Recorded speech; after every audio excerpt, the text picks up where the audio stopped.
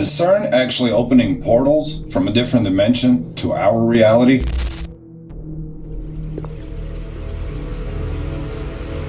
I know this sounds crazy, but let's talk about this real quick. In 2008, CERN originally fired up the LHC, Large Hadron whatever you want to call it, collider. You know what I'm sizzling? But there's this theory, when they refired this thing back up in 2012, the world ended. The point is that it's a parallel universe to ours, so it is not our universe. It's just not ours.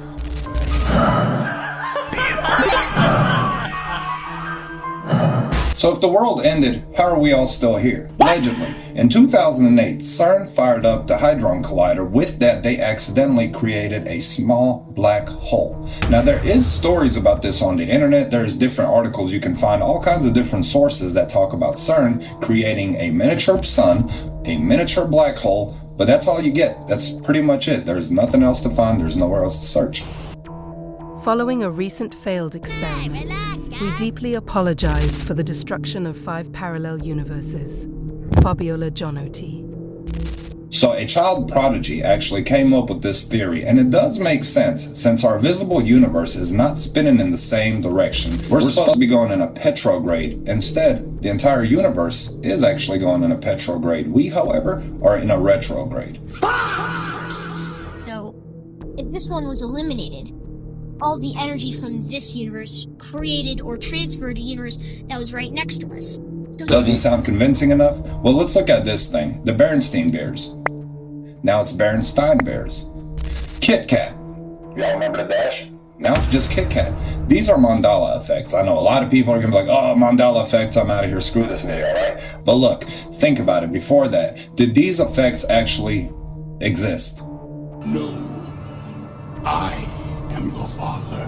Bruh. But back to CERN. When they reopened, they allegedly opened a portal. Not only that, CERN themselves call this the Portal of Osiris. What the fuck? Now, what is the Portal of Osiris? The Portal of Osiris is an ancient Egyptian concept tied to the afterlife. It's often seen as a gateway or passage that the soul must go through to reach the underworld and achieve rebirth or immortality, guided by Osiris, the god of the dead and resurrection. Osiris is the Egyptian king god of the dead. This is about the afterlife, always returning to what we call life, right? But if a worthy enough person goes through this portal, immortality. Oh shit!